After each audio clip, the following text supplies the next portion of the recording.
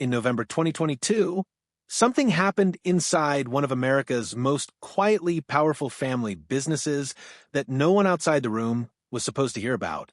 There were no cameras, no announcements, no warning, just a closed-door meeting that would quietly unravel decades of loyalty, legacy, and family structure built under one of the most recognizable entertainment names in American television history.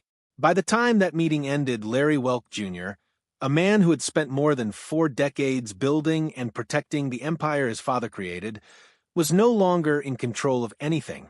His salary was gone. His title was gone. His authority disappeared almost instantly. Even his access to basic executive benefits like health coverage was removed. And the most shocking part wasn't just what happened to him. It was who made it happen. Because inside that room were members of his own family. People he had worked with, trusted, supported, built wealth alongside. But what unfolded that day would later be described in legal filings as something far more than a corporate disagreement. It was the beginning of a full-scale family fracture. And just when the story seemed like it couldn't get more intense, it took another unexpected turn. 3 years later, Larry Welk Jr. filed a $30 million lawsuit accusing close relatives of orchestrating a calculated scheme to remove him from the very company he helped grow. He described it as betrayal, a structured takeover, a deliberate removal masked as corporate restructuring. And then came the final twist that stunned those following the story. Just 16 days after filing the lawsuit, Larry Welk Jr. passed away at the age of 85. A legal battle over control, legacy, and family power suddenly became something much more tragic and unresolved. But to understand how a family once associated with wholesome entertainment ended up in a conflict like this, you have to go back to where everything began. Back before television fame, back before wealth, back before the name Welk meant anything beyond survival on a frozen stretch of American farmland. Lawrence Welk was born on March 11, 1903, in a small German-speaking settlement in Strasburg, North Dakota. On paper, it sounds like a simple rural beginning, but the reality was far harsher than the words suggest. His family were ethnic Germans who had already lived through displacement, migration, and instability long before arriving in America. They had fled unrest in Russia in the late 1800s, joining other German-Russian families searching for stability on the American plains. When they finally settled in North Dakota, they weren't stepping into comfort or opportunity. They were stepping into survival. The land they were given was raw prairie, empty, harsh, and unforgiving. There was no house waiting for them, no infrastructure, no safety net. In their earliest days, the family lived in conditions that would be almost unimaginable today. During their first winter, they built shelter from what they had, a wagon turned upside down, partially buried into the ground, and covered with layers of sod cut from the earth itself. It was not a home in any traditional sense. It was survival architecture. The wind cut through it. The cold seeped in. Temperatures dropped far below freezing. Inside, the family slept on straw, huddled together as storms passed over the open plains. The following year, they built something slightly more stable, a sod house made from stacked earth blocks and rough timber. Still primitive, still fragile, but it was a step forward. And in that environment, Lawrence Welk grew up. By the time Lawrence was born, the family had not escaped hardship, they were still inside it.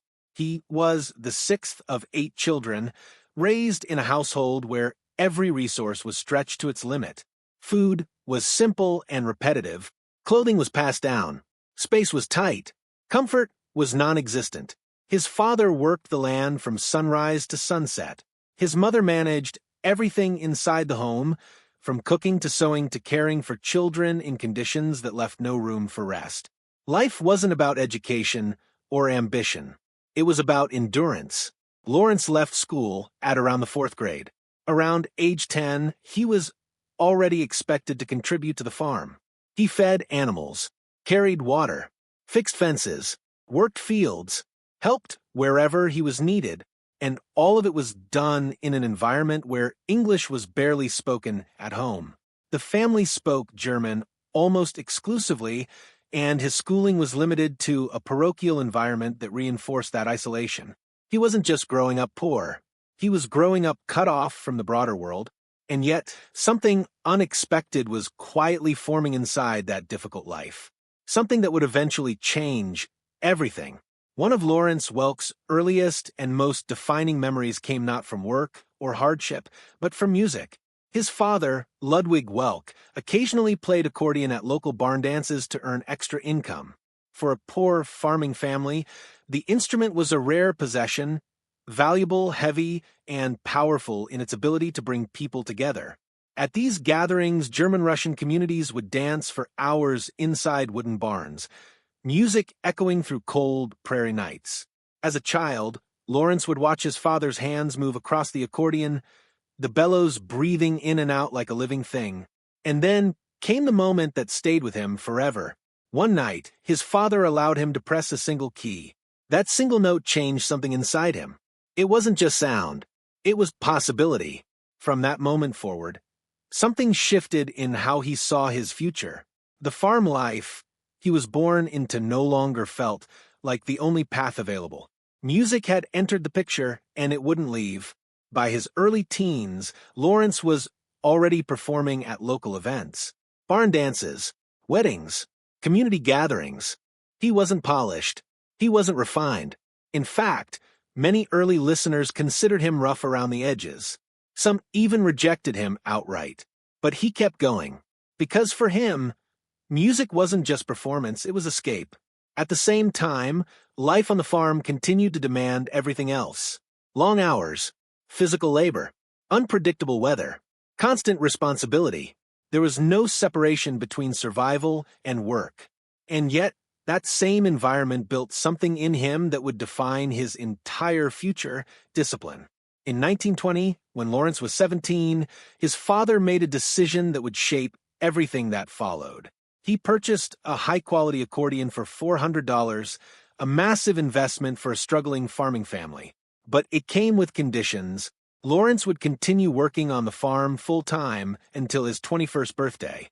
And every dollar he earned from music would go back to the family until the instrument was paid off.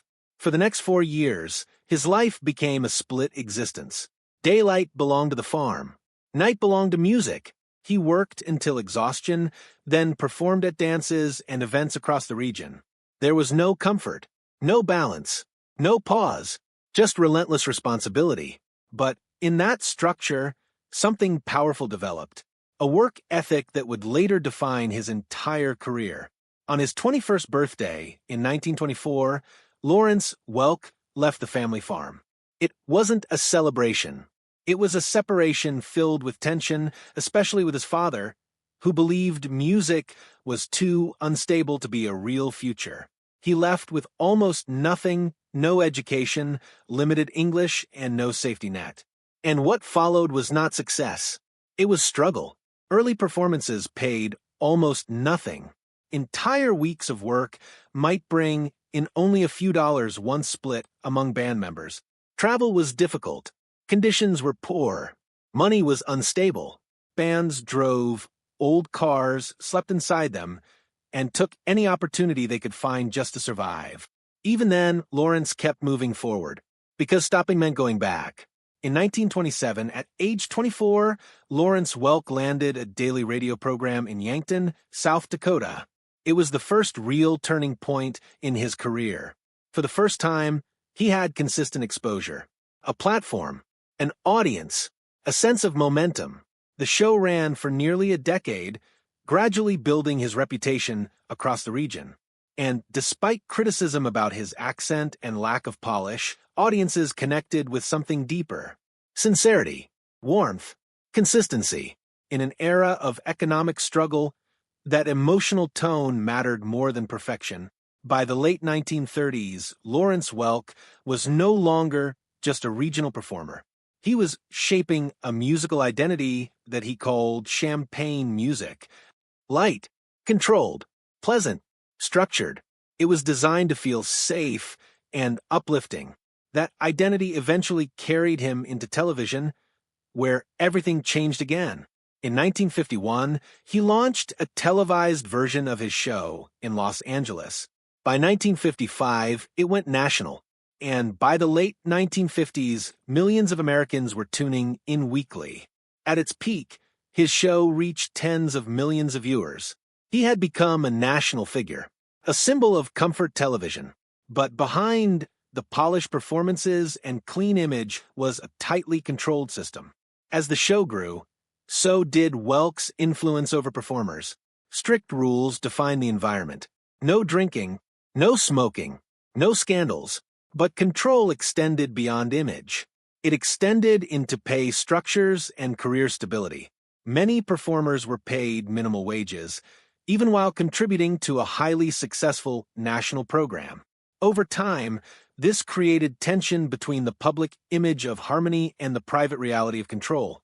And that contradiction would follow the Welk name long after television's success peaked. Decades later, the Welk empire had evolved far beyond television. It became a multi-million-dollar business spanning real estate, music rights, and resorts. But with that growth came something more complicated: inheritance tension. Control passed through generations, but unity did not.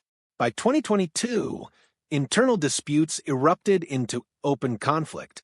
A leadership restructuring removed Larry Welk Jr. from his position entirely. Years of work inside the company were undone in a single decision.